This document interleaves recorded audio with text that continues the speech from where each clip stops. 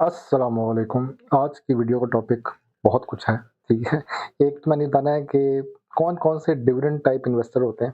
3 types के होते हैं इंसान, जो डिविडेंड में इन्वेस्ट करते हैं, लेकिन उनको पता होता है कि कैसे हमने इन्वेस्ट करना है, ठीक है? फिर मैंने बताना है ट्रेडिंग मेंटालिटी, मैं कैसे ट्रेडिंग करता हूँ, मैं डिसीजन कैसे लेता हूँ फौरन।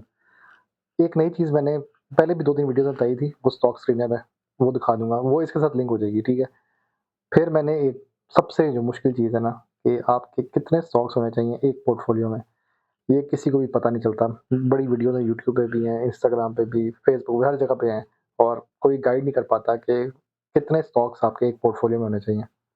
और एंड में मैं आपको टैक्स हार्वेस्टिंग, वॉच ट्रेड के बारे में थोड़ा-सा गाइड करूँगा कि आपने अपने सीडीसी टैक्स से कैसे बचना है। मुझे पता है लास्ट वीडियो में काफ़ी कमेंट्स आए थे जिसमें आप लोगों को नहीं समझ आई थी मैं कहना क्या चाह रहा था। तो ये थोड़ा-सा अगर टाइम मिला ना तो मैं ये एंड पे समझाऊँगा। तो ये वीडियो काफ़ी लेंथी हो सकती है। अच्छा शुरू करते हैं अब हम पहले चीज़ से 3 टाइप्स ऑफ पीपल। एक मेरी तरह का होता है जिसको पता होता है कि ये कब डिविडेंड देगा। मेरी एक वीडियो है यूट्यूब पे ये डिविडेंड स्cenario ठीक है? इसमें मैंने 37 सेक्टर्स को कवर किया है। जितने भी स्टॉक्स हैं आज तक के जिन्होंने डिविडेंड दिए हैं, उसका मैंने मेंशन किया हुआ है। अब आप लोगों का क्या काम है उसके अंदर एक फ़ाइल है। उस फ़ाइल में मैंने ना बाकायदा लिखा हुआ है कि ये इस महीने डिविडेंड देते हैं। उस हिसाब से आपको एक रफ़ आइडिया हो जाता है कि कौन-सा स्टॉक का डिविडेंड आ रहा है और किसने नहीं देना, वो सारा आपको पता लग जाता है। ठीक है? एक ये, दूसरा मैंने एक और वीडियो थी जिसमें मैंने ये बताया था कि स्ट्रैटेजी होती है जिसमें हम कहते हैं कि लोनली मंथ में स्टॉक को पकड़ना है। What is the lonely month कि अभी ये खाली हुआ है, ठंडा हुआ है, इसको उठा लो। वो मैं आपको दिखाता हूँ कौन-सी वीडियो है। वो एक ये वाली थी, जिसमें मैंने ये लिखा था पीक स्ट्रैटेजी एक होती है जिसमें आपको पहले से पता होना चाहिए एक स्टॉक का डिविडेंड आ रहा है, तो मतलब उससे आगे फ्यूचर में डिविडेंड देना है तो आप पहले से उसको सिप करने लग जाओ। सिपिंग करो, थोड़ा-थोड़ा बाय करना शुरू कर दो पहले से ही। और ये उस वीडियो का पहला पार्ट है 7 डिविडेंड स्टॉक्स वाला, जिसमें मैंने बताया था कि यही स्ट्रैटेजी थी। लेकिन ये स्ट्रैटेजी नंबर 1 थी कि लोनली मंथ में उठा के पीक से पहले सेल करना है 50% और जब एक्सडी के करीब हो तो और 50% सेल करना है। वो बोर्ड मीटिंग से पहले एक स्टॉक का राइज आता है और जो दूसरी वीडियो थी वो ये थी। क्योंकि अक्सर मुझे ना लाइव में भी आप लोग पूछ रहे थे कोई वीडियो तो अपनी बताएं कौन-कौन सी देखने वाली, तो ये एक देख लेना और एक ये देख लेना। इसमें मैंने मतलब गाइड दिया हुआ है आप लोगों को कैसे करना है। और अगर आपने कोई स्टॉक के बारे में फुल स्टडी करना है उसके बारे में एक मेरी वीडियो थी वो ये थी। इसमें मैंने काफ़ी समझाया हुआ था कि स्टॉक को कैसे रीड करना है, उसकी 12 पॉइंट्स है वो सारे डिटेल में बताया हुआ मैंने। तभी वीडियो की लेंथ काफ़ी बड़ी हो गई है। तो जिस मेरी वीडियो की लेंथ बड़ी हो ना, आप लोग शायद टाइम देख के डर जाते होंगे लेकिन उसके अंदर काफ़ी डिटेल होती है मेरी बताने की। क्योंकि फिर मैं ना ज़रा ईज़ी होके सारी चीज़ें बताता हूँ। अच्छा, इसमें मैंने कहा who is familiar with stock के ये कब डिविडेंड देगा? जिस तरह मुझे पता है एमटीएल एक स्टॉक है, मिलेट ट्रैक्टर। मैंने वैसे आज तक ये बाय नहीं किया लेकिन मुझे पता है ये डिविडेंड देता है। साल में 2 दफ़ा देता है और ये मुझे पता है कि ये अभी मैं देखे बगैर बता रहा हूँ कि ये 15 एंड 45 देता है। तो ये अराउंड आपको 60 रुपीज़ पर ईयर देता है। अब आपको यहाँ पे चीज़ समझाता हूँ। दिसंबर वाली क्लोजिंग जो होगी वो आपकी फरवरी या मार्च में होगी। ये इस वाले क्वार्टर में एक देता है डिविडेंड, इसमें ₹15 देता है ये। और दूसरा जो ये जून वाले क्वार्टर में आएगा ना जिसकी आपको अगस्त या सितंबर में जो बोर्ड मीटिंग आती है, ये बोर्ड मीटिंग है इसकी और ये इसकी बोर्ड मीटिंग है। उसमें ये 45 तक दे देता है। एक साल में मतलब 4 क्वार्टर होते हैं, 3-3 महीने के हिसाब से होते हैं। तो जब ये जून वाला क्वार्टर क्लोज़ होगा उसमें अगस्त या सितंबर के पास बोर्ड मीटिंग आती है, उसमें ये 45 तक मैक्सिमम डिविडेंड देता है। तो ये टोटल साल का 60 रुपीज़ देता है। अब आजकल के दिन ये क्या प्राइस चल रही है इसकी? मिलेट ट्रैक्टर एक अच्छा स्टॉक है। आजकल आप समझ लें ये फिलहाल लोनली मोड में है। लोनली क्या है कि इसके पास कोई नहीं जा रहा। एक ओवरसोल्ड टेरिटरी कह सकते हैं। ये लाज़मी नहीं है कि ये बाइंग प्राइस है इसकी, इससे भी नीचे जा सकता है। आपने क्या करना है पूरे एक 6 महीने के हिसाब से इसका लोएस्ट एवर चेक करना है। तो ये मैं 6 मंथ के हिसाब से किया। ये लोएस्ट एवर का मैं देखूँगा कितना आ रहा है। 488 तक इसका लो है और मैं 52 वीक्स ये जो लिखा हुआ राइट पे उसके हिसाब देखूँगा तो 465 इसका लो है और इससे भी नीचे चला गया तो मुझे बहुत एक एडवांटेज है कि यह सस्ता मिल रहा है स्टॉक। यहाँ से मैं ना इसका फिर यहाँ से ये देखता हूँ। मैंने अभी देखे बगैर उसे पीछे बताया कि ये डिविडेंड कैसे देता है। लास्ट ईयर जो मैंने बताया था ना कि 15 और 45 रुपए दिया था वो यही था। सितंबर को इसने 15 रुपए दिया था जो ये जून वाली क्लोजिंग है। 6 मंथ जब भी आएगा तो जून की क्लोजिंग है और मैंने लिखा था अभी आपको दिखा भी देता हूँ। ये वैसे 45 हो गया, थोड़ी सी गलती होगी लेकिन चलो मैं बताता हूँ ऐसे। मैंने अभी बताया ना आपको कि दिसंबर की क्लोजिंग है जो उसकी ईयर एंड क्लोजिंग और फरवरी में जो उसकी बोर्ड मीटिंग आती है उसमें ये 45 रुपीज़ डिविडेंड दे रहा है और ये लिखा हुआ है, ठीक है। अब अगला जो उसका हाफ ईयरली के हिसाब से जून है, वो जून ये रहा। जून के हिसाब से ये जो उसकी बोर्ड मीटिंग अगस्त या सितंबर में जो आनी है वो ये लिखी हुई है। उसमें ये 15 रुपए डिविडेंड देगा। अब अगले वाले एक क्वार्टर स्किप करेगा अब ये बीच में जो एक क्वार्टर आना है ना इसके बाद वाला वो स्किप कर देगा, क्योंकि इधर एक 3 भी आता है, 3 वाला ये स्किप कर देगा। उसके बाद वाली बोर्ड मीटिंग में ना ये आपको ₹15 देगा, ठीक है? ये टोटल आपको एक लिहाज ₹60 तक दे देता है। इसकी डिविडेंड यील्ड अच्छी है, ₹60 आपको साल का देता है। आजकल ये अच्छी प्राइस पे फिर रहा है। मैं ये पे बात फिर समझा देता हूँ। एक तो ये है ना 12वें महीने के हिसाब से, अभी आपने अब इस साल के हिसाब से भी देखना है। इस साल ये जो 2026 की फरवरी में जो इसकी बोर्ड मीटिंग है, तो पिछले साल 2025 के हिसाब से 12वें महीने में इसने ₹20 दिया। अब ये यहाँ पे सवाल है कि इसकी थोड़ी सी डिविडेंड कम होता जा रहा है, इसने थोड़ा सा कम डिविडेंड दिया, क्योंकि आई थिंक इसके अपने मामला थोड़े खराब हुए हैं, तो वो उस पर रिसर्च करनी है ये क्यों कम दे रहा है। तो यहाँ पे मैं वैसे इसको लिख सकता हूँ कि 20 दे दिया अभी के हिसाब से, और आगे एक्सपेक्टेड है 15 देगा, तो ये 35 हो जाएगा। यहाँ पे 35 या ₹60 तक दे देगा डिविडेंड, ठीक है? तो एमटीएल एक आपके पोर्टफोलियो में होना चाहिए जिसको डिविडेंड स्टॉक पसंद है, और ये आई थिंक शरिया स्टॉक भी है। अब शरिया के लिए मैं आपको एक बता देता हूँ, एक और वेबसाइट है, ये सरमाया की वेबसाइट है। अभी मेरी लास्ट वीडियो में मैंने काफ़ी जो बताई थी ना 5 वेबसाइट वाली वीडियो, वो ये वाली 5 वेबसाइट एवरेज पेसर्स ट्रेडर, उसमें मैंने ये सरमाया का भी मेंशन किया हुआ है। फिरोज की डील आई हुई है, भाई नहीं चाहिए तुमसे कुछ भी, लगता है इनका भी लॉस हुआ है। भाई तुम हमारी कोर्स ले लो, हमारा प्रोडक्ट खरीद लो। जिस स्टॉक के आगे ना ये मस्जिद बनी हो ना, ये मोबाइल ऐप्स में भी होता है, ठीक है? तो उसमें आपको बता रहे थे ये शरिया स्टॉक है। अब ये जो हाइड हुआ है ना, ये इनका वो है, क्या नाम है, आप समझ जाओ, यहाँ पे वो पेड फीचर है। तो ये इनका स्कोर नेगेटिव है, तो इनको लगता है ये स्टॉक पसंद नहीं आया। डिविडेंड दे रही है, लेकिन अभी काफ़ी चीज़ें नहीं नज़र आ रही इसकी। तो इसमें आपको यहाँ से पता लग जाता है कि ये स्टॉक शरिया कि नॉन शरिया। ये हो गया कि मैंने कहा था आपको पहले से पता होना चाहिए कि एक स्टॉक का डिविडेंड आगे आना है। तो अब कब आना है आपको ये पता होना चाहिए, महीना कौन सा, जून के महीने की क्लोजिंग जो होगी वो अगस्त सितंबर में जाके कहीं आनी है उसकी बोर्ड मीटिंग, उसके हिसाब से आपने 52 वीक्स का लो पकड़ के बैठ जाना है। ये एक टाइप का इंसान होता है, वो मेरी तरह का होता है, जो जिसको पता होता है स्टॉक जब डिविडेंड आने लगा है, वो पहले से थोड़ा-थोड़ा जमा करने लग जाता है। आराम से 50 क्वांटिटी, इधर मैं बता देता हूँ, बाय 50 क्वांटिटी, थोड़ा-थोड़ा, ज़्यादा नहीं यार, अपने पैसे ज़ाया नहीं करने, ठीक है? मैं पहले ही बता रहा हूँ, पैसे संभाल के रखने, पैसे बहुत इंपॉर्टेंट है, आजकल मार्केट बड़ी जल्दी क्रैश होती है। अगर दूसरे टाइप का जो बंदा होता है, वो क्या करता है, वो लालची होता है, वो नियर एक्सडी स्टॉक पकड़ता है। इसमें भी एक अलग ट्रिक है, मैं बताता हूँ आपको। जब बिल्कुल करीब आ गया ना कि अब ये एग्जिट ऑफ डिविडेंड हो जाएगा, वो तब उठाता है। वो मैं आपको दिखाता हूँ, वो कौन सी वेबसाइट से पता लग जाएगा आपको। ये पीएसएक्स टर्मिनल पे आप जब जाएंगे ना, इधर क्या करना है आपने, ये ऊपर ये जो है ना, ये टॉप पे, इधर जाके ये नीचे नंबर 3 पे डिविडेंड अपकमिंग, बस इस पे क्लिक कर देना है। अब ये सारे डिविडेंड स्टॉक आ गए, कौन कौन सा स्टॉक डिविडेंड दे रहा है। उसमें ना आपने पता क्या चेक करना है, सबसे इंपॉर्टेंट, कितने दिन रहते हैं इसको एक्सडी होने में, एक्स डेट। अब कुछ स्टॉक मिस हो चुके हैं और कुछ स्टॉक का निकल गया, जिसमें अब जीजीआईसीएल निकल गया, क्योंकि अब मार्केट 24 को ओपन होनी है, तो ये एग्जिट हो चुका होगा तब तक। या तो आप बिल्कुल करीब वाले पकड़ लें, या आप थोड़ा लेट वाले पकड़ लें। अब ये मैं क्या करूँ, मैं आजकल ये वाला पकड़ रहा हूँ, क्योंकि ये रहता ही 50-60 के बीच में, इसने ना ऊपर जाना नीचे जाना है। इसमें भी 1 महीना रहता है, 21 के बाद जाके डिविडेंड मिलना है मुझे, मतलब अभी भी मैं एग्जैक्ट 1 महीना इंतजार करूंगा इसका डिविडेंड, लेकिन मैं इसको अभी से जमा करने लग गया हूँ। क्या पता ये अगले जब बिल्कुल एग्जिट के करीब हो जाए, तो ये 70-80 का हो जाए, महंगा ना हो जाए, तो मैं इसको अभी से ही जमा करने लग गया हूँ, ठीक है? इस तरह आपको पता चल जाना चाहिए। अच्छा, मैं एक और स्टॉक बता देता हूँ आपको, वो पहले टाइप के हिसाब से, जो मैंने कहा ना कि आपको पहले से पता होना चाहिए कि स्टॉक का डिविडेंड आ रहा है, वो एससीपीएल है। ये भी डिविडेंड फिर से देता है जून वाले क्वार्टर में। आपके जून वाले क्वार्टर में ना बहुत ज्यादा डिविडेंड आएंगे, हाफ ईयरली जो स्टेटमेंट होती है ना, उसमें डिविडेंड्स काफी आते हैं। और ये अभी ना एक अच्छी बाइंग रेंज में, ये स्टेट बैंक अपना स्टॉक है, जो आपके पेपर बनाता है ना, मतलब ये जो नोट्स बनाता है, ये वो वाला स्टॉक है। ये 220 तक चला जाता है लो वॉल्यूम में, छलांग बड़ी जल्दी मारता है ऊपर की, और इस पर अगर कैप लग जाए तो बहुत फायदा होता है। ये देखो, छठे महीने के हिसाब से ना इसने अभी दी है ₹9। तो ये भी स्टॉक क्या करता है, ये डिविडेंड देता है जून वाले क्वार्टर में। एक क्वार्टर में डिविडेंड आपको मिलेगा इसका। अब आपने क्या करना है, इस स्टॉक को जमा करने का तरीका क्या है, 52 वीक देखो कितना लो है इसका, 129 है, ठीक है? अभी क्या चल रहा है, 138 चल रहा है। जब मार्केट सही क्रैश होगी ना, जैसा 17 मार्च को हुई थी, तो ये स्टॉक 130 के पास आके बैठा था, अपने लोएस्ट लेवल पे पहुंच जाता है। और मार्केट आजकल ज्यादा क्रैश होती है, उठती कम है, करेक्ट कह लो, चलो क्रैश, आजकल लोग कहते क्रैश ना बोला करे, सामने बेइज्जती होती है मार्केट की। करेक्ट होती है ना, जब मार्केट सही गिरती है, इंडेक्स सही तबाह बर्बाद हुआ होता है, तब आप ना बाय कर लो ये स्टॉक। ये मतलब रख के ना भूल जाओ ये स्टॉक, 50-100 क्वांटिटी करके जमा करते हैं, जो एक पॉइंट पे आपको जैसे जून का महीने के करीब ना, ये बहुत बड़ी रैली मारता है। आपको दिखा भी देता हूँ, ये देखो, इधर कहीं ना इसने अनाउंस किया है डिविडेंड अपना, यहाँ से इसकी बोर्ड मीटिंग, अब लोगों को पता लग गया कि बोर्ड मीटिंग आ रही है, ठीक है? ऐसे ऐसा गेन किया, और ये 170 इसके पास गया था, मैंने इधर कहीं बाय भी किया था इधर, और मैं बड़ी देर के इंतजार किया, इसकी प्राइस उठी नहीं, मेरी किस्मत खराब, ये 182 तक गया, फिर गिर गया ना, और मैंने बेच दिया इसको, मैं कहा इसने नहीं उठना भाई। और फिर इसने अचानक अपनी रैली बनाई है, और ये देखो कहाँ तक गया, और 222 तक गया। ये असल में यहाँ पे पाकिस्तान स्टॉक मार्केट का एक हैवी किस्म का बूम आया हुआ था। म्यूचुअल्स जो है ना, डिविडेंड स्टॉक पीछे पागल हुए थे। एक स्टॉक है और डिविडेंड दे रहा है, म्यूचुअल ने इतनी बाइंग की है कि अब म्यूचुअल नहीं, बाकी इन्वेस्टर भी बाय करता है, जो डिविडेंड बिल्कुल करीब आ जाता है। तो वो एक्सडी तक ना इसने अपना एक हाई मार दिया 222 का, हाईएस्ट एवर। तो उसने अपना ऑल टाइम हाई दे दिया यहाँ पे, ठीक है। एक तो ये आया, अब यहाँ पे मैं आपको हिस्ट्री बता रहा हूँ स्टॉक इसने क्या किया था। एक ये हुआ इसके साथ, इसने अपना 222 का एक हाई मार दिया। तो यहाँ पे अक्लमंद क्या करता है, वो डिविडेंड ना खाता, वो चुप करके सेल कर देता, प्रॉफिट ले लेता। अच्छा, फिर क्या हुआ, इसके आगे एक न्यूज़ आई थी कि स्टेट बैंक जो है ना अपने नोट चेंज कर रहा है। अब ये न्यूज़ मुझे कहीं उड़ती हुई मिल गई पहले से ही। मैंने कहीं यूट्यूब पे शॉर्ट भी बनाई थी, जिसमें मैंने कहा था एससीपीए लेके रख लो, क्योंकि वो स्टेट बैंक के जो कोई कागज़ हैं वो चेंज हो रहे हैं, नोट चेंज हो रहे हैं। तो इसके अंदर एक लाओ माल आना है, इसकी एक मटेरियल इन्फॉर्मेशन निकलनी है और सारे इसके पीछे भागेंगे।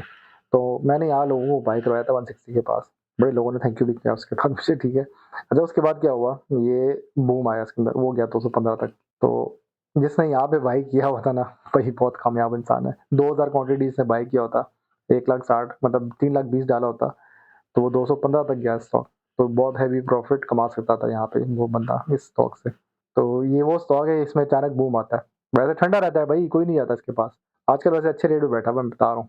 मेरी बाइंग कॉल नहीं है, मैं डिस्क्लेमर बोल देता हूँ यहाँ पे कि अपनी रिसर्च खुद करनी है, बट ये वो स्टॉक है जो छलांग मारता है अचानक, और डिविडेंड साल में 1 दफ़ा देता है। मेरे ख्याल से पहले 2 दफ़ा देता था, इसमें अब आजकल 1 दफ़ा शो कर रहा है, या 1 ही दफ़ा देता है मेरे ख्याल से। ये 18 या 9 रुपए देता था। तो अच्छा खासा डिविडेंड दिया इसने, ये देखो 9 रुपया, 130 रुपए का स्टॉक है, डिविडेंड यील्ड कितनी अच्छी होगी इसकी। तो ये वो स्टॉक है जिसका आपको पहले से पता होना चाहिए कि आगे कोई डिविडेंड आ रहा है, तो मैं अपने इस हिसाब से 52 वीक के लो के हिसाब से इसको बाय कर लेता हूँ कि अभी पहले इतना लो है और कितना लो हो जाएगा, चलो 100 रुपए का हो जाएगा। फिर मैं इसलिए लेवल ऑफ बाइंग करो, एक ही प्राइस पे फुल बाय ना करो, 50-50 करके ना जमा कर दो जितना गिरता है। और बाय किस दिन करना है, जिस दिन आपकी ना मार्केट इस तरह की हो जाएगी, इस तरह करके फुल जब रेड होगी ना मार्केट, मतलब आपको लगेगा कि यार बस खत्म होगी मार्केट, जब 2-3 हज़ार पॉइंट माइनस हो, तब आप ना इस तरह के स्टॉक जमा कर लें कि ये स्टॉक में जमा कर लेता हूँ। जिस तरह मैं आजकल एक और स्टॉक जमा कर रहा हूँ, BWHL, ये भी अब जून वाले क्वार्टर में डिविडेंड देगा। तो मैं वो फर्स्ट टाइप वाला इंसान हूँ जिसको पता होता है कि उस स्टॉक का डिविडेंड आ रहा है, तो मैं पहले से ही जमा करने लग जाता हूँ। और इसका 52 वीक 114 है, लेकिन ये कंपनी इंप्रूव बहुत कर रही है, इसकी प्रॉफिट मार्जिन इंप्रूव हो रही है, इसी वजह से ये अब गिर नहीं रहा अपनी प्राइस से। वॉल्यूम कम है, खतरनाक बात है। लेकिन जब इसमें आता है ना लाओ माल, तो ये वॉल्यूम क्या अपर कैप मार चुका होता है, तो ईज़ी होता है सेल करना ये, ठीक है? तो इसलिए अभी-अभी से जमा करना शुरू कर दो स्टॉक को, ये डिविडेंड देता है। इसका भी बता दो डिविडेंड कब-कब देता है ये अब छठे वाले में देगा ये 6 वाला, जो मैंने लिखा था पहले भी। तो ये 7 रुपीज़ देगा या 10 रुपीज़ देगा, क्योंकि अभी इंप्रूव कर रहा है इसका। इसकी जो है ना ईपीएस इंप्रूव हो रही है, ये देखो। तो मोस्ट प्रोबब्ली अगले क्वार्टर में भी अगर ये 2 ईपीएस इसने इंप्रूव कर ली, तो ये डिविडेंड दे देगा। अच्छा, एक और स्टॉक बता देता हूँ आपको जल्दी से। जीआरआर देता है जून वाले क्वार्टर में डिविडेंड। मैंने भी सबको लोग मुझे परेशान थे कि पता नहीं मार्केट में क्या बनेगा। मैंने बताया कि आगे भी तुम्हारे पास चांस है, आगे इंशाल्लाह अल्लाह जंग से खत्म करे मामलात और अमन लाए दुनिया में, फिर ये आपके ये स्टॉक्स बहुत कामयाब होंगे। पाकिस्तान में कुछ स्टॉक्स हैं जो डिविडेंड अच्छा देते हैं। इसने मुझे याद है 3 रुपए डिविडेंड दिया था, इसका बहुत हैवी लाओ आया था, और 3.5 रुपए। ये सिस्टर कंपनी ऑफ डीसीआर है, ठीक है? ये वाली जो है ना, इसकी पिक्चर एआई को भेजा करो, यहाँ से एक ये भेज दो और एक ये भेज दो। उससे फिर एआई बताएगा आपको कि हाँ यार, ये स्टॉक्स जो है ना ठीक है, लेने चाहिए कि नहीं लेने चाहिए। वॉल्यूम भी ठीक है इसका। तो इसने जून वाले क्वार्टर में 3 या ढाई रुपए देते ना, तो अभी एक अपनी रेंज बाउंड प्राइस पे बैठा हुआ है। इसका ऑल टाइम लो जो है 14 है और ऑल टाइम हाई 24 है। ये जब से अपर कैप मारा था, यहाँ तक चला गया था। अच्छा, ये वाहिद स्टॉक था जो मुझे उस टाइम याद है। एक्सडी के बाद भी उधर ही प्राइस पे बैठा हुआ था। लास्ट डे बिफोर एक्सडी, मतलब आज लास्ट डेट है, कल को इसने एक्सडी हो जाना है, जैसा ये स्टॉक है। कि इसके बाद ये एक्सडी हो जाएगा तो माइनस ऑफ द प्राइस हो जाएगा। 74 का है ना, तो -6 करोगे तो 68 पे ओपन होगा। तो यही था, ये स्टॉक 24 को ओपन हुआ, अगले दिन भी इतनी हैवी बाइंग पहले दिन भी हो गई थी। तो जिसने डिविडेंड खा लिया उसको मुफ्ते का पड़ गया स्टॉक, उसको 3.5 रुपए डिविडेंड भी आ गया और प्लस पे ओपन हुआ स्टॉक, उसने सेल भी कर दिया। तो कभी-कभी ना आपका तुक्का लग जाता है इन स्टॉक्स में।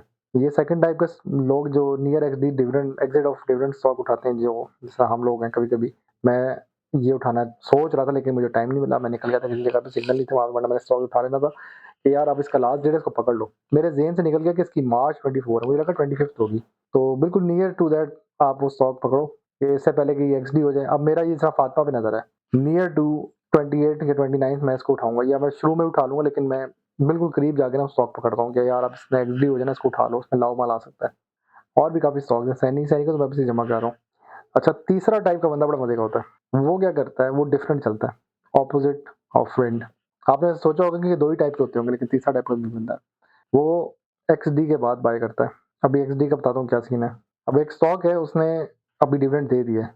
ये वाला स्टॉक इसने डिविडेंड दे दिया, ये एक्सडी हो चुका है, इसमें से नेगेटिव हो गया। अब लोग डिविडेंड खा चुके हैं, वो अब सेल कर देते हैं।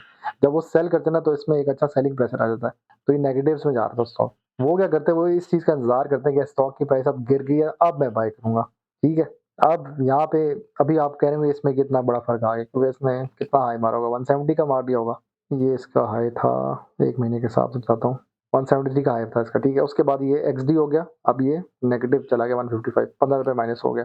तो लोग इस टाइम पकड़ते हैं कि ऐसे थोड़ा-सा और नीचे आने देते, फिर पकड़ते हैं। अभी आपको ये समझ नहीं आई होगी, अब आपको एक और स्टॉक देता हूँ जो बहुत गंदा गिरा है और बड़ा इंपॉर्टेंट स्टॉक है स्टॉक मार्केट का, नेशनल बैंक। वैसे तो ये ₹18 का भी गया हुआ है, पुरानी हिस्ट्री है इसकी देखो। ये देखो कहाँ-कहाँ पहुँचा हुआ है भाई, पुराना शेयर है हमारा ठीक है। इसकी इम्प्रूव हुई और इसने काफ़ी हाई मार दिया था 286 तक, फिर इसके ऊपर एक टेंशन केस आया, उसके बाद ये गिरना शुरू हो गया और फिर इसने डिविडेंड अनाउंस किया, उसके बाद इसने एक अपना हाई मार दिया। यहाँ पे मैं बेवकूफ़ बना, मैंने क्या किया, इसके ऑल टाइम हाई पे उठाया इसको, इधर नहीं, मैंने इसको इधर उठाया जब इसने डिविडेंड अनाउंस किया, यहाँ पे। कोशिश करें कि पहले दिन ना फ़ौरन बाय करें, ये मैं गलती करता हूँ, आप लोग ना करना। जब डिविडेंड अनाउंस हो ना, तो आपने इधर बाय नहीं करना, ठीक है? थोड़ा-सा ठंडा होने दें, 1 दिन बाद उठा लें, खत्म स्टॉक नहीं हुआ, आगे मार्केट किसी टाइम भी गिरती है, तो ये स्टॉक्स भी साथ ही गिरते हैं। डिविडेंड लोडेड भी स्टॉक गिर जाता है। मैंने ये स्टॉक फिर से मतलब मैंने 3000 क्वांटिटी उठा लिया 260 के पास।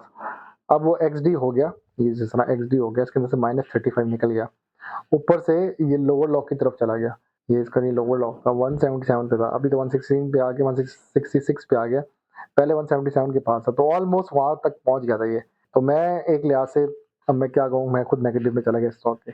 तो मैं ये कहना चाह रहा हूँ कि जब एक्सडी होता है, कभी-कभार स्टॉक बहुत गंदा गिरता है। एक ये गिरता है, एक और स्टॉक बताता हूँ आपको, वो भी बहुत गंदा गिरा है। वो पीओएल गिरता है, लेकिन इस दफ़ा नहीं गिरा। इधर इस दफ़ा क्यों नहीं गिरा, उसकी रीज़न ये कह सकते हैं आप कि इस दफ़ा दुनिया में ऑयल की बहुत डिमांड होगी, तो ये ऑयल वाला स्टॉक है, तो इसके अंदर वैसे ही एक डिमांड है, सारे इसके पीछे भाग रहे हैं।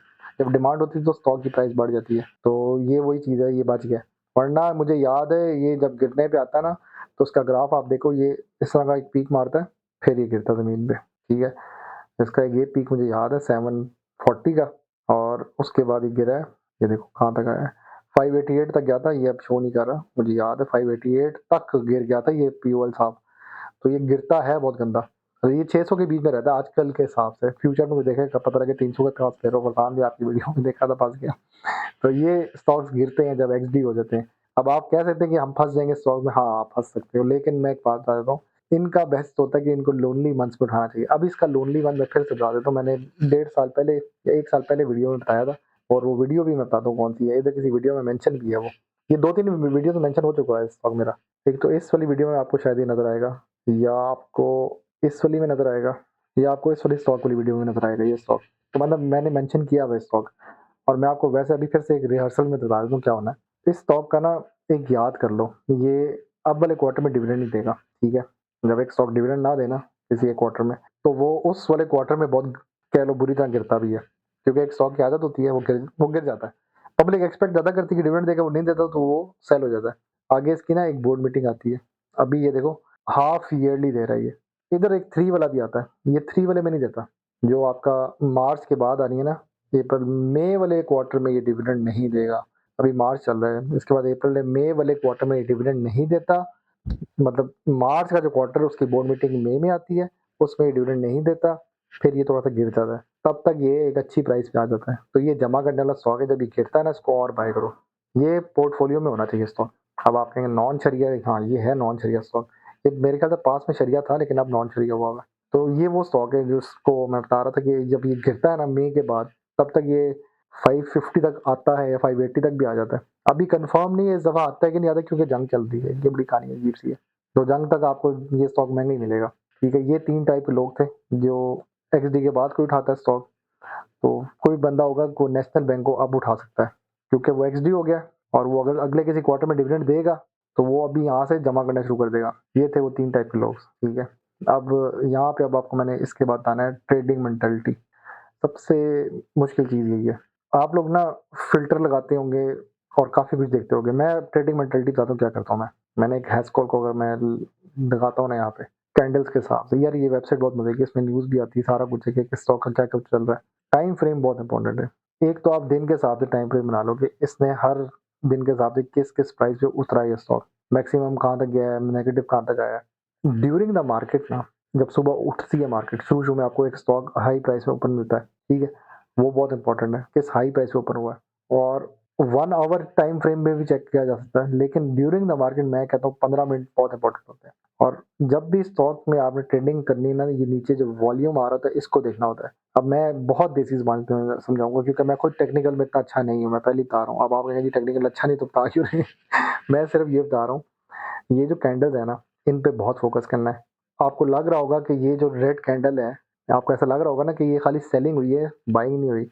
नहीं, इसमें एक रेस होती है बायर और सेलर की आपस में, ठीक है? वैसे इसके लिए मुझे एक अलग वीडियो बनानी चाहिए, लेकिन चलो इसमें ही जोड़ दो। मेरा असल में वक़्त का बहुत इम्पोर्टेंट होता है ना, तो मैं एक वीडियो में जब टाइम मिलता है सारी बातें बता देता हूँ। इसमें क्या होता है कि बाय और सेल का आपस में मुकाबला होता है और विदिन 5 मिनट्स या 15 मिनट्स के टाइम फ्रेम में देखा जाता है कि क्या बायर ज़्यादा थे या सेलर ज़्यादा थे, डिमांड ज़्यादा थी या सप्लाई ज़्यादा थी।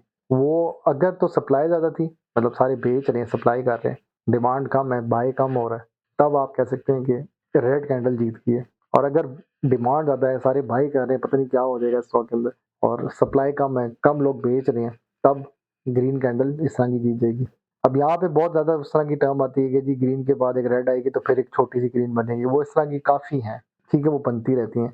लेकिन पाकिस्तान स्टॉक मार्केट में ये काम नहीं चलता, मैं पहले बता दूँ। मैंने बहुत चीज़ें देखी हैं और बहुत ट्राई मारी है, तुक्के भी लगे हैं लेकिन कभी-कभी नहीं चलता। पाकिस्तान स्टॉक मार्केट बहुत डिफरेंट काम करती है, ये मैं पहले ही बता रहा हूँ आप लोगों को। बेशक आप कमेंट करें कि पता नहीं क्या बोल रहा हूँ, लेकिन ये बात फैक्ट है जिसको एक्सेप्ट कर लेना चाहिए। इस स्टॉक में मैं अब बात बताता हूँ आपको, ये जो हैशकॉल है, इस स्टॉक में ना अचानक एक हेवी किस्म का वॉल्यूम आता है। मैंने खुद देखा है और मैंने ऑब्ज़र्व किया है, अचानक आता है। ये जब भी कहीं आपको इस तरह का लाल मिले ना, आप 500 क्वांटिटी का रिस्क ले सकते हैं। लेकिन आपने वही बात है, ये सारी चीज़ें पहले देखनी है कि क्या सीन है। अब ये देखो, इसमें कोई वॉल्यूम नहीं आया। अगर मैं 1 घंटे से बताऊँ ना, तो ये बीच में अचानक ठंडा हो जाता है। कोई भी नहीं आ रहा, कोई भी नहीं आ रहा, हल्की गेम हो रही है और अचानक एक बड़ा वॉल्यूम आता है। अच्छा, जब बड़ा वॉल्यूम भी आता है तो क्या होता है, सेलिंग ज़्यादा हो जाती है कभी-कभी। क्योंकि जब यहाँ पे सबने जमा ही किया हुआ है ना, एक्यूमुलेशन हो रही है, एकदम से वॉल्यूम आया लेकिन सेल हो गया, सेलर ज़्यादा जीत गया क्योंकि सबने कहा ओह शुक्र उठा तो बेच दो भाई, और उसके बाद प्राइस और गिर गई और फिर ऐसा-ऐसा प्राइस में रीगेन आता है। तो ये ट्रेडिंग मेंटालिटी क्या कहती है यहाँ पे, कि आपने स्टॉक को ऑब्जर्व करना है अपने मोबाइल की ऐप में बहुत गौर से। मैंने मोबाइल की ऐप जब खोली होती है ना, मोबाइल ऐप पे डे हाई एंड डे लो मैं देख रहा होता हूँ। मैं क्या करता हूँ, डे का हाई देखता हूँ, डे का लो देखता हूँ। अब मैं यहाँ समझाता हूँ क्योंकि अब मेरे पास हैशकॉल की कोई स्क्रीनशॉट नहीं पड़ी हुई इस टाइम और ये 5 बजे का टाइम है, मार्केट भी क्लोज़ हुई हुई है। ये जो राइट पे आ रहा है ना, डे का लो, अब आप पूछेंगे कौन सी ऐप है? ज़ाहिद लतीफ़ की अपनी ऐप है, ज़ाहिद लतीफ़ ZLK। मेरा टारगेट होता है डे का लो और डे का हाई। अब जब ये एक ऑल टाइम हाई पे जाता है तो मेरा काम होता है सेल करो यहाँ पे। जितनी भी क्वांटिटी है तो पूरा सेल करो या थोड़ा बहुत सेल करो। एक इस पे मेरा फोकस होता है, दूसरा मेरा फोकस होता है कि आज का लो कितना है। अब मैं अपने पैसे सँभाल के रखता हूँ। अगर मैंने समझे 5 लाख लगाना है ना एक स्टॉक पे, तो मैं पूरे 5 लाख नहीं लगाऊँगा, मैं 50,000 का ट्राई मारूँगा। 50,000 के अंदर भी मैं 10,000 एक लो प्राइस के पास इधर बाय ऑर्डर लगाऊँगा। 724 है ना, मैं 729 का लगा दूँगा कि चल यहाँ तक गिरता भी है तो बाय कर लें। अभी तो ये बहुत हेवी अप ट्रेंड पे जा रहा था स्टॉक, लेकिन मैं यहाँ पे बाय करता हूँ। अब एक खाली 10,000 लगाए, ज़्यादा नहीं लगाए। नेक्स्ट टाइम मैं क्या करूँगा, अगर वो इधर तक नहीं पहुँच रहा, तो फिर मैं इधर नीचे देखता हूँ क्या हिसाब चल रहा है। मैं एक रफ आइडिया ले लेता हूँ कि ज़्यादा लोग अब सेलिंग पे आ गए, इधर से देख लो। क्योंकि एक स्टॉक ने अपना एक हाई मार दिया 794 का, 797 का हाई है आज के दिन के हिसाब से। अब ऑब्वियस बात है सब सेल करेंगे, तो आपको यहाँ पे ना राइट पे ये जो नीचे आ रहा है, ये रेड वाला, ये सेलर ज़्यादा नज़र आ रहे होंगे, ठीक है? अगर नेट राइट में मेरी शक्ल आ रही होगी तो मैं कोशिश कर रहा हूँ किसी तरह, तो मैं इधर समझाता हूँ। हाँ जी, जब ऐसा कुछ केस होगा ना कि जब ऑल टाइम हाई मारेगा अपना आज के दिन के हिसाब से, तो आपको ऑब्वियस बात है कि सेलिंग अब ज़्यादा नज़र आएगी। सब लोग कहेंगे यार चल शुक्र है आज का इधर तक मेरा सेल ऑर्डर लगा हुआ है, रेजिस्टेंस समझ लो इसको, वो सेल करेंगे स्टॉक को, ठीक है? और बायर कम हो जाएगा क्योंकि अब महंगा स्टॉक है तो बाय कोई नहीं करेगा। ये ट्रेडिंग मेंटालिटी है कि अब गरीब बन जाओ, चीज़ महंगी हो गई है। जब चीज़ सस्ती होगी ज़्यादा अमीर बन जाओ, बाय करो बैठ के, और जब चीज़ महंगी हो जाएगी तो सब सेल करेंगे। जैसा मेरे पास ये फ़ोन है ना, ये मैं दिखाता हूँ, चार्जिंग पे लगा हुआ है। ये एक फ़ोन है मेरा iPhone SE, ये जैसे ही महंगा होगा तो मैं सेल करूँगा और जैसे ही सस्ता होगा मैं ले लूँगा दे। तो यही ट्रेडिंग मेंटालिटी है, इसमें कोई मुश्किल चीज़ नहीं, कोई रॉकेट साइंस नहीं है। यही स्टॉक्स में भी होता है। इसमें अब जब देखो यहाँ ही से समझ आ गया आपको कि ये कितने 5,000 है और ये कितने 33,000 है। एवरेज मतलब वॉल्यूम कितना सेलर बैठा हुआ है मार्केट में और कितना बायर बैठा हुआ है। अभी इन्होंने वैसे काफ़ी अपडेट कर दी, वो नेक्स्ट वाली मैं किसी स्क्रीनशॉट में उसमें एग्रीगेट ऑफ द प्राइस भी नज़र आ जाता है। तो ये ट्रेडिंग मेंटालिटी है कि अपने एक तो पैसा सँभाल के रखो और जो डे लो होता है उसके करीब-करीब अपना बाय ऑर्डर लगा के रख दो। क्योंकि बीच में ना किसी भी टाइम मार्केट अपनी एक डिप लेती है तो ये सारे जो ट्रेडिंग स्टॉक होते हैं ये भी नीचे आ जाते हैं। कभी-कभी बहुत रैली में चले होते हैं स्टॉक, लेकिन आते हैं, ये मैं बता दूँ, आते हैं और लोग बाय करते हैं और आपका बाय ऑर्डर हिट हो जाता है और आप फिर कभी-कभार फ़ील भी कर देते हो। अब यहाँ पे एक और चीज़ जो आपने बहुत इंपॉर्टेंट नोट करनी है इस किसी भी स्टॉक में, अब आई थिंक ट्रेडिंग ऐप्स में होता ही होगा ये चीज़ जो है ना, ये इसका लोअर लॉक है और ये इसका अपर लॉक है। आपने ये भी चीज़ नोट करनी है कि एक स्टॉक का आज का लोड कितना है 724, इसमें माइनस करो 709, तो ये ₹12 या ₹13 का झूला बन रहा है। 13 रुपीज़ से नीचे जाएगा तो ये आपका लोअर लॉक के करीब आ जाएगा। ये स्टॉक वैसे अगर लोअर लॉक हो जाए ना 80 आरएल, तो मैं तो घर पे इसके पैसे डाल दो, ही बड़े मजे का स्टॉक हो जाता है बाय करने, लेकिन इसमें बहुत हैवी मतलब गैम्बल होता है, सट्टा लग जाता है। और इसका अपर लॉक किधर है 867 में बैठा हुआ है, बहुत ऊपर है। आज का कितना हाई मारा है 797 मारा है और ये पाकिस्तान के हिसाब से 12 बजे का टाइम है। 12 बजे के बाद मार्केट थोड़ी सी कूल डाउन भी हो जाती है, ब्रेक लगती है, थोड़ी ठंडी हो जाती है। गेम होगी ना, सुबह 9 बजे वाले बंदे ने खेल लिया ना, वो 12 बजे तक सेलिंग कर चुका है, अब वो फिर नीचे से माल उठाएगा, थोड़ा सा कूल डाउन करेगा, नीचे से माल उठाएगा, फिर 760 तक आता है ये स्टॉक। तो ये इस तरह आपने इसका भी बहुत ख्याल रखना है कि कितना लोअर लॉक है, कितना अपर लॉक है। और फिर इसका भी देखना है कि बायर ज़्यादा बैठा हुआ है कि सेलर बैठा है। जब सेलर बैठा हुआ है तो आप बायर ना बैठो, कि अब आपको पता है कि सब सेल कर रहे हैं तो प्राइस ऑटोमेटिकली गिरना है। यहाँ पे आपको लग रहा होगा भाई बहुत ऊपर चला गया, अब आपको इधर समझ आ जानी चाहिए कि यहाँ पे अब ज़्यादा सेलर बैठा हुआ है, ठीक है? उस हिसाब से भी आपने माइंड में लगानी है बात कि यार अब सेलिंग ज़्यादा होगी।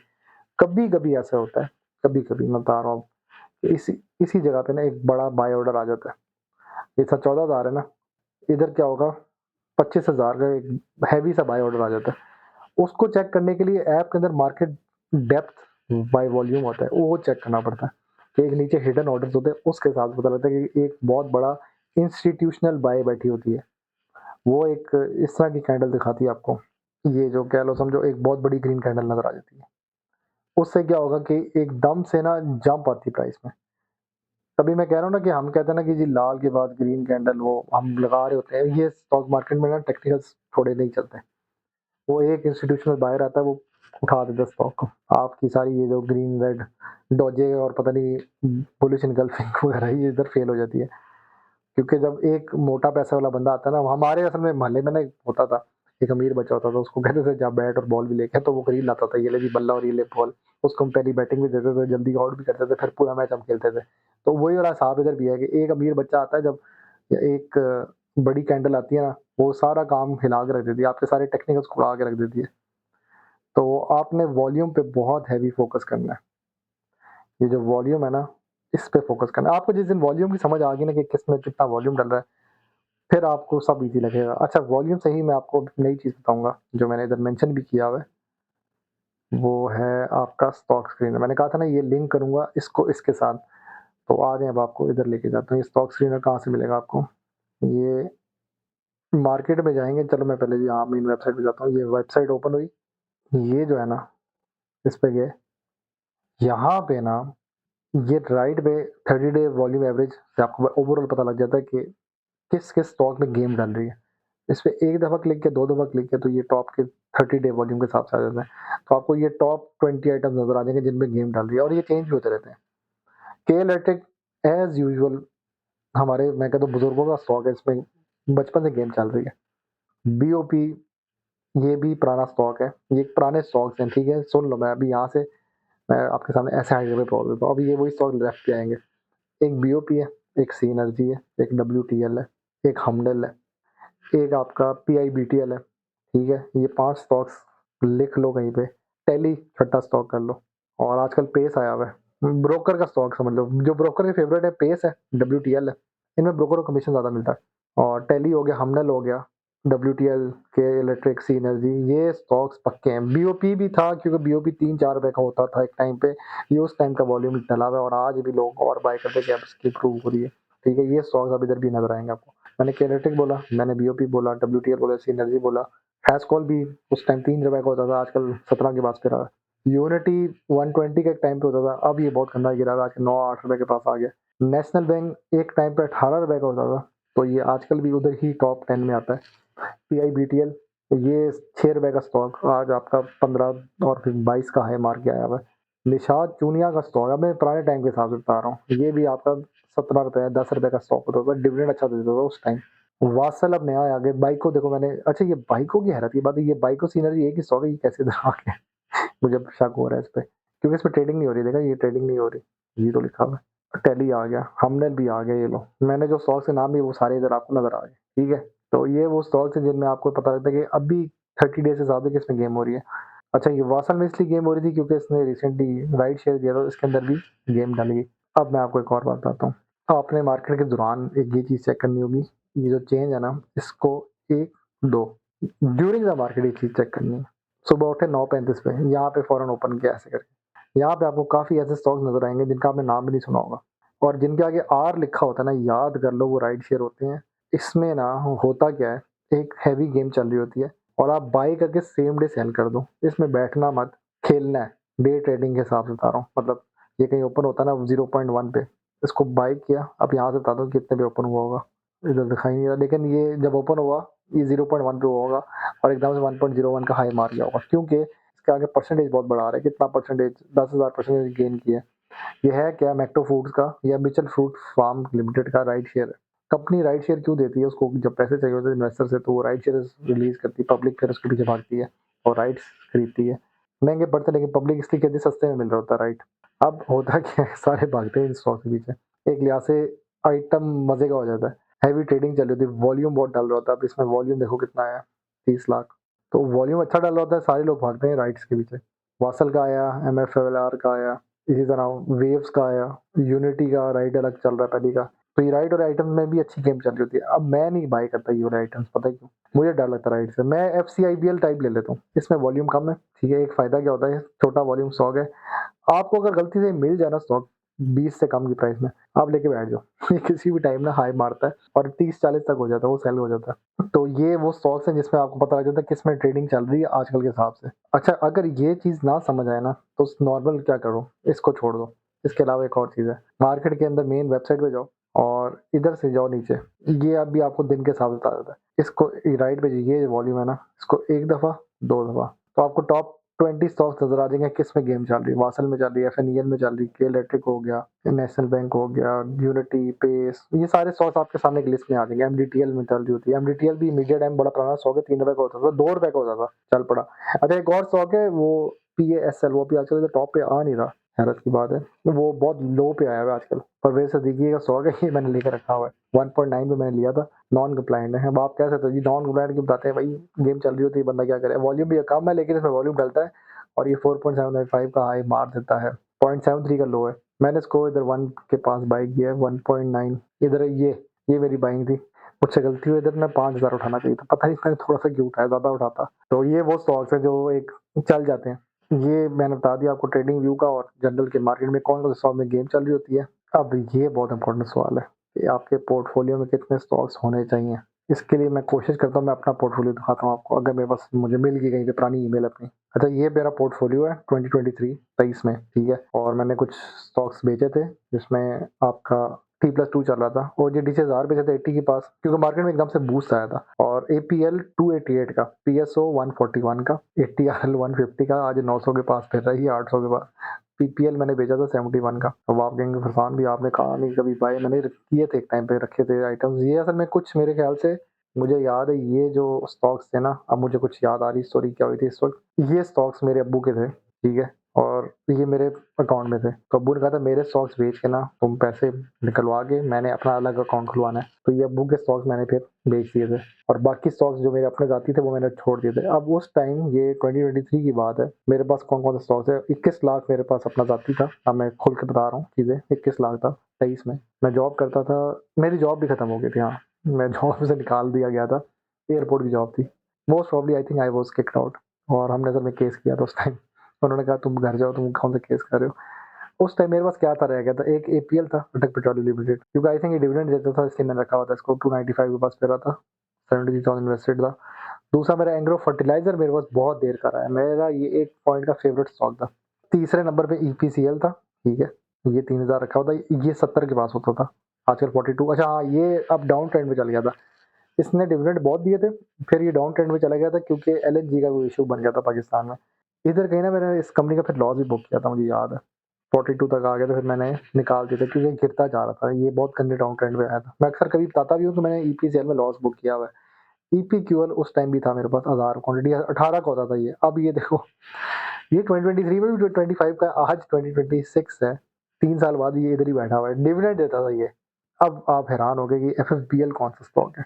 ये फौजियों का स्टॉक था उस टाइम, ये भी मैंने रखा हुआ था 15 रुपए का। असल में उस टाइम मुझे याद है हम लोग दोस्त बैठे हुए थे, नौकरी से पहले की, नौकरी के दौरान की बात है, फिर तो निकाल दिए गए थे हम लोग फौजी के स्टॉक ढूंढते थे, तो एफएफपीएल हमने वो ले लिया। मैंने एफएफसी नहीं लिया इस टाइम, लेकिन मैंने एफएफबीएल ले लिया था। ये बाद में एफएफसी के साथ मर्ज हो गई थी। कैपको रखा हुआ था, डिविडेंड देता था, 10,000 रखा हुआ था और उसका पक्का डिविडेंड आता था। आज भी कैपको इसी प्राइस पे बैठा हुआ है। कैपको 27-26 का हुआ है आजकल के। कैपको उस वक्त ना 8 रुपये डिविडेंड देता था साल का, ये देखो 26 का हो गया। प्रशांत साहब के पोर्टफोलियो में क्या प्राइस चल रही है, 27 की चल रही है। फिर कोहिनूर एनर्जी, यार ये बहुत प्यारे डिविडेंड देता था उस टाइम। और 33 का, ये 42 का हाई मारा था इसने। 4000 क्वांटिटी मेरे पास उस वक्त क्वांटिटीज होती थी पूरी पूरी। मैं वो लेवल बाइंग नहीं करता था उस टाइम, उसमें डायरेक्ट 5000 क्वांटिटी उठा लो जी, 30 रुपए का स्टॉक है, 5000 उठाओ, 1.5 लाख डालेंगे डायरेक्ट। लॉट कैम, अब देखो फरसान ने लॉटे भी उठाया हुआ एक टाइम का, 26 रुपए का होता था। आज भी लॉटे साहब इधर ही फिर रहे हैं, 20 से लेके 30 के बीच में फिरता है। निषाद चूनिया, मैंने घर वालों का पैसा लेके बाइक किया था, डिविडेंड दिया था, 10 रुपए 27 रुपए का स्टॉक था। ये बेचा था 18 का हो गया था, बाद में ये देखो 14 का हो चुका था। इसने एक दफा जब डिविडेंड दिया था तो मैंने 19,000 क्वांटिटी लिया था 27 रुपए का। उसके बाद ये नेगेटिव हो गया। ये डिविडेंड नुकसान होता है कि वो स्टॉक गिर भी जाता है, जो मैंने अभी यहाँ पे मेंशन किया ना बात, कि एक्सडी के बाद एक स्टॉक गिर ही जाता है तो वो बहुत गंदा गिरता है। जो नेशनल बैंक की कहानी है वो इसके साथ भी हुई थी। ये सब 10 रुपए डिविडेंड दिया, 27 माइनस 10 करो तो 17 हुआ, और 17 से गिरता गिरता ये 14 तक हो गया था। तो ये मैं लॉस में जा रहा था, ये पोर्टफोलियो मेरा लॉस में था उस टाइम का। पीएसओ रखा हुआ था मैंने, अपनी अम्मी के पैसे ले गया 1000 रुपए, और मैंने लिया था 195 का, 144 तक आ गया था। पीएसओ बहुत घना गिर रहा था। और आपका था एसएनजीपी रखा हुआ था, ये अच्छा स्टॉक था उस टाइम का, 40 के पास फिर है भाई। सैफ पावर, मैंने कहा था ना 40,000 था मेरे पास, इधर 28,000 है। इसके बाद इसने एक और डिविडेंड दिया था। अब ये इमरान खान की हुकूमत के टाइम मजे का था, या उसके बाद वाला टाइम है, मेरे ख्याल से पीडीएम का टाइम स्टार्ट होने लगा था। इसने दिया 5 रुपये डिविडेंड, तो मैंने 12,000 और उठा लिया था, और ये उस वक्त था 18.4, ये 22-25 का हो चुका था। तो मेरे पास ये एक लिहाज से डिविडेंड भी आ गया, और ये स्टॉक मुझे फ्री का पड़ गया था। तो ये मेरे पास, जब मेरा कितना है 21 लाख था ना, तो कितने स्टॉक्स है मेरे पास, 1 2 3 4 5 6 7 8 9 10 11 12 स्टॉक्स थे। 26-21 लाख के अंदर मैंने 12 स्टॉक रखे हुए थे दबा के। और मेरे पास फ्री कैश कितना था, 6,43,000, मतलब एक फ्री कैश साइड में पड़ा था। 28 लाख, मैंने कहा था ना 27-28 लाख का मेरा अपना पोर्टफोलियो होता था एक टाइम पे, 23 में। तो ये लेजर बैलेंस मेरे पास पीछे सेफ पड़ा हुआ था, और मैं मार्केट में इस तरह खेलता था उस टाइम। मैं डायरेक्ट 1000-5000 क्वांटिटी उठाता था, 500, क्योंकि मैंने ना लॉन्ग टर्म प्लेयर बना हुआ था। मैं नहीं देखता था स्टॉक गिर गया उठ गया, थोड़ा सा टेंशन होती थी कि गिर गया, लेकिन उस तरह नहीं कि यार अब कल क्या होगा। अब मैं हफ्तों के हिसाब से चलता था, अगले हफ्ते क्या होगा। आजकल तो हम हर दिन के हिसाब से चलते हैं ना। उस टाइम ना मार्केट बहुत स्लो चल रही थी, तो हम स्टॉक लेके रख के बैठ जाते थे, जो डिविडेंड देता था वो रख लिया और बैठ गए। ईपीसीएल भी देता था, ईपीक्यूएल देता था, ईफड देता था, एपीएल देता था, कैपको देता था, कोहिनूर एनर्जी देता था, लॉट कैम का मुझे नहीं पता, ये मैंने ब्रोकर के कहने पे उठाया था। निषाद चूनिया मैंने डिविडेंड दिया तो रख लिया। पीएसओ देता था, उसने नहीं दिया, मैं फंस गया। एसएनजीपी देता था डिविडेंड बड़े पैसे के। सैफ पावर बहुत देता था, तो मैंने सारे पैसे तो सैफ पावर में डाले हुए थे उस वक्त अपने। 5 लाख मेरी सबसे बड़ी इन्वेस्टमेंट सैफ पावर में थी। ईफड मैंने बहुत पहले से जमा करने लग गया था, तो यही 60-70 के बीच में फिरता था, 79 का। तो काफी स्टॉक मेरे पास थे। अब यहाँ पे आपको समझ आ गया कि ये बहुत इनडाइवर्सिफाई कह सकते हैं पोर्टफोलियो है। अब आप कहेंगे वेयर इज बैंक्स, यूबीएल किधर गया। इस वक्त मैं थोड़ा सा मौलवी भी हुआ था, मैं बैंक से बाय करता था। मैं कहता था यार बैंक के बगैर बाय करते कुछ स्टॉक। इसके बाद जो मैंने सेकंड स्टार्ट किया था 23 में, मैंने ब्रेक ली 6 महीने की, मैं फिर से रीस्टार्ट किया। तब मैंने यूबीआई और एमसीबी उठाया था, और वो रख के बैठ गया था। उसमें अच्छी खासी कंपाउंडिंग हो गई थी, वो स्टॉक बहुत ग्रो कर गए थे। ईफड को मैंने फिर बाद में हाथ नहीं लगाया, 180 का सेल करके मैंने फिर मुड़ के हाथ नहीं लगाया था। अब मैं फिर से बाय करने लग गया 200 के पास। निषाद चूनिया भी मैंने फिर रख लिया। काफी स्टॉक में मैं वापस रिटर्न करता हूँ, मैं मतलब फिर से आ जाता हूँ। ईपी को मैं फिर से ले लिया, ईफड फिर से ले लिया। तो ये मैंने बताना था कि पोर्टफोलियो में कितने स्टॉक्स होने चाहिए। अब जिस तरह मैं, उस टाइम मुझे किसी ने गाइड नहीं किया, मेरा मेंटर बस बताता था ये स्टॉक्स हैं। पोर्टफोलियो के हिसाब से मैं बता देता हूँ, अगर मेरे पास 22 लाख है, तो मेरे पास 12 स्टॉक्स हैं और मैंने 6 लाख फ्री कैश था मेरे पास। ये 6 लाख भी वैसे एक बात था तो ये अब्बू को दे दिया मैंने, रिटर्न टू डैड। मैंने फिर मुझे याद है कमिटियाँ डाली थी और मेरे पास 2 लाख कोई आया था, वो मैंने री-इन्वेस्ट किया था, ताकि मेरे पास 22 लाख के ऊपर 2 लाख फ्री कैश होना चाहिए। और मैं ना शिपिंग करता था उस टाइम भी, और कितना करता था, 500 क्वांटिटी या 1000 क्वांटिटी, जो भी प्राइस चली बाई करता था मैं। उसमें ये नहीं कि इसका लो क्या आए क्या, मैं कहता यार बाई कर ले। I because I was dividend hungry. ये मेरा एक लालचीपन था कि मैं डिविडेंड के पीछे भागता था। अभी भी मैं डिविडेंड हंग्री हूँ काफ़ी, अगर आप वीडियोज़ में कहीं मेंशन देख रहे होंगे, मैं अक्सर बोलता हूँ डिविडेंड स्टॉक उठा लो, वो आपको पैसे दे देते हैं। लेकिन नुकसान भी किया, जैसा मैंने एनसीपीएल 27 का उठाया और उसने वापस 10 रुपीज़ दिया डिविडेंड, और एक्सडी के बाद 14 का हो गया, तो मैं लॉस में चला गया। इसने रिकवर कर लिया था, पता है, ये इधर तक गया है, और ये मैंने फील किया था, ये रिकवर किया इसने 6 मंथ्स में। स्टॉक्स रिकवर कर जाते हैं, ये बात बता दूं, कभी कभी नहीं करते लेकिन कर जाते हैं। समटाइम्स 1 ईयर भी लग जाता है और समटाइम्स बहुत ही देर लग जाती है। इसमें पीआईसीटी है आपका 212 तक गया है ये स्टॉक, और उसके बाद ये आजकल 25 का हुआ है, तो कंपनी पे डिपेंड करता है। तो ये मैंने कहा था कि पोर्टफोलियो में कितने स्टॉक्स चाहिए, आप यहाँ पे कोई सवाल तो वहीं पे रह गए, मैं तो अपनी स्टोरी बता दी बैठ के। डिपेंड करता है आपके पास पैसे कितने हैं। अगर आपके पास 3 लाख है ना, तो आप क्या करो, टोटल 4 स्टॉक्स रख लो और अच्छे स्टॉक रखो, जिसमें आप 2 डिविडेंड कर लो और 2 ट्रेडिंग कर लो। और इसी तरह अगर आपके पास 6 लाख है, तो इसी फार्मूले के ऊपर आप अपना लगाओ। अब आप 6 स्टॉक्स कर लो, इसको 6 नहीं इसको 5 कर लो, जिसमें आपके पास 3 अभी डिपेंड करते 3 या 4 डिविडेंड हो जाए, 1-2 आइटम ट्रेडिंग के कर लो। सेम विद 10 लाख, जो 6 स्टॉक्स होने चाहिए, 4 टू 5। इसमें परसेंटेज ये कर लो, 70% कर लो, 60 टू 70% डिविडेंड में हो जाए, 40 टू 30% ट्रेडिंग में हो जाए। ये फार्मूला अपने दिमाग में बना लो स्टॉक्स का, ठीक है। इसमें अब आपके ऊपर है कि आप किस तरह खेलते हो। मैं क्यों कह रहा हूँ लेस आइटम्स में खेलो फिलहाल। अब मैं ज़्यादा आइटम्स में क्यों खेलता हूँ, मैंने क्या किया होता है, लेकिन मैं ज़्यादा आइटम्स में भी खेलूँ ना, तो मेरी एक टारगेट होता है। अब मेरे पोर्टफोलियो में क्या है आजकल के हिसाब से, पीओएल मेरे पास 1000 क्वांटिटी है, ये कितने का, 6 लाख पड़ गया मुझे, 6,60,000। नेशनल बैंक मेरे पास 3000 है, ये मुझे पड़ गया 260 की रेट है, ये मुझे 7,30,000 का पड़ गया।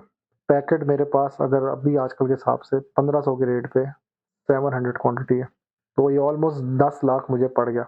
तो ये मेरे, समझ लो कि ये मेरे पैसे अब इधर फंस गए हैं, ठीक है। ये बड़े स्टॉक्स मैंने रख के भूल गया हूँ, अब मैं गरीब बन गया हूँ।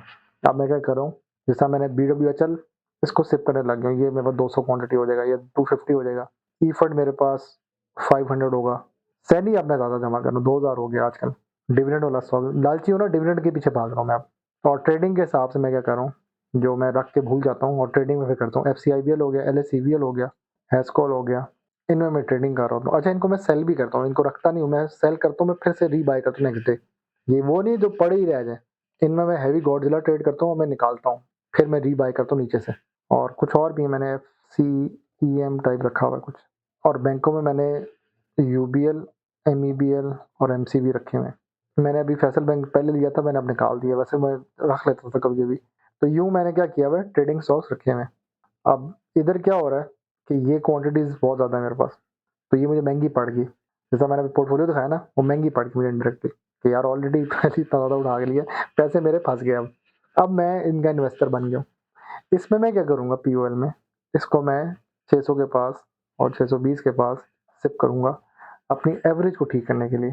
सेम विद नेशनल बैंक 150 के पास सिप करूँगा। सिप का मतलब होता है कि आप हर डिप पे 50 क्वांटिटी सिस्टमेटिक वे पे बाय करो, ठीक है। पैकेट का क्या करूँगा, इसको फिलहाल मैंने इसके हाल में छोड़ दिया। ये अगर 1000 का होता है या 1200 का होता है, 1200 का तो हो जाता है, 1100 का हो जाए, तब मैं इसको फिर 20 या 10 क्वांटिटी, महंगा स्टॉक है यार, डर लगता है, और बाय करके पैसे सारे असल में फंस जाते हैं इसके अंदर। फिर आपकी अपॉर्चुनिटीज ज़ाया हो जाती है मार्केट में। ये जो अच्छी अपॉर्चुनिटीज है ये ज़ाया हो जाती है कि यार अच्छे स्टॉक मिल रहे हैं सस्ते में, वो क्यों नहीं बाय कर रहे। तो यूँ मैंने अपना पोर्टफोलियो बनाया हुआ है। 2-3 और भी मैंने रखे हुए हैं, OGDC रखा हुआ है, PPL रखा हुआ है। तो ये स्टॉक्स मैंने रखे होते हैं। ये फार्मूला मैंने सोचा था ये इसका होना चाहिए कि आपके पास कुछ डिविडेंड होना चाहिए, कुछ आपके पास ट्रेडिंग स्टॉक्स होने चाहिए। लाज़मी नहीं है यही फार्मूला आप अपने हिसाब से भी सोचें। AI को पूछें, AI डिफरेंट बताएगा जवाब, हर AI डिफरेंट जवाब देगा, क्योंकि आजकल मार्केट बहुत डिफरेंट है। अच्छा कैश जो मेरे पास फ्री पड़ा हुआ है, अगर मेरे पास समझे 70 है ना, क्योंकि आज सब मार्केट में सब लॉस में ही जा रहे हैं, तो मेरे पास 10 लाख साइड पे होता है फॉर द अपॉर्चुनिटीज। अब मैं मार्केट में भी ट्रेडिंग अगर करूंगा ना, तो मैं 2 लाख के अंदर अंदर रहूंगा, या 1 लाख से ज़्यादा नहीं रहूंगा, जाऊंगा ऊपर। मैक्सिमम 1 लाख के अंदर रहूंगा। I don't want to risk my money. बहुत देख के खेलूंगा मैं कोशिश करूंगा कि बस भाई पैसे बाय किया, सेल भी किया, भाई पैसा निकालो। मार्केट खतरनाक है, मार्केट डेंजरस जोन। तो वो दोनों हिसाब सोच के हमें चलना है कि मार्केट डेंजरस जोन में है, तो उस हिसाब से हमें चलना है। आखिरी चीज़ ओवरऑल, आई होप सो यहाँ तक आप पहुँच गए वीडियो में, टैक्स हार्वेस्टिंग और वॉच ट्रेड मैंने उस दिन भी समझाया था, और इसमें मैं सोचा था डिटेल में बाद वीडियो में बताता हूँ, लेकिन मैं फिर एक बात आ दूँ जल्दी से। जब भी आप कोई लॉस करते हो ना, एक चीज़ याद करना, एक तो आप करते हो प्रॉफिट, उसके ऊपर आपको पड़ता है 15% CGT टैक्स। ये जो अमाउंट आएगी ना, समझो मुझे 3000 का टैक्स पड़ गया, और मैंने किसी स्टॉक में 2000 का लॉस कर लिया, वो 2000 का जो लॉस होगा वो इसको काउंटर करेगी, ताकि मेरा ये टैक्स ना मुझे पड़े। ये बात है, ठीक है।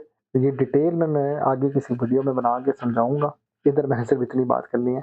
दूसरी बात जो मैंने करनी थी वो ये थी, या इसको मैं फिर से एक बार रिपीट कर देता हूँ।